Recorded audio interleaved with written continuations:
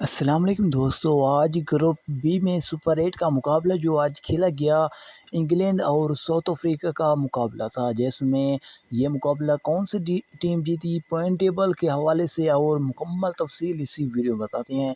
अगर चैनल पर फर्स्ट हैं तो सब्सक्राइब कर दें ताकि क्रिकेट से जुड़ी तमाम वीडियो आप लोगों के साथ शेयर कर सकें। जी हाँ दोस्तों, आप लोगों को बताते चलें, ये मुकाबला साउथ अफ्रीका टीम ने 9 रन से अपने नाम कर लिया, जिसकी वजह से बड़ी मुश्किल से ये मुकाबला जीती।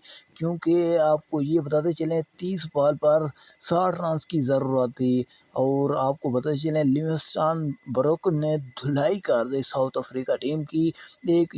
एक ओवर में 18, 17 और 21 रन लेते रहे। जी हाँ दोस्तों, आप लोगों को बताते चलें, लेकिन इंग्लैंड इंग्लैंड टीम ने भी 2 मैच अपने नाम कर लिए, साउथ अफ्रीका ने भी जे ग्रुप बी में। और आपको ये बताते चलें, जो बड़ी टीम है वेस्ट इंडीज़ एक मुकाबला इंग्लैंड से हार गई है अभी तक। और आपको बताते चलें, आगे जो मुकाबले हैं वेस्ट इंडीज़ के, साउथ अफ्रीका और अमेरिका के साथ हैं।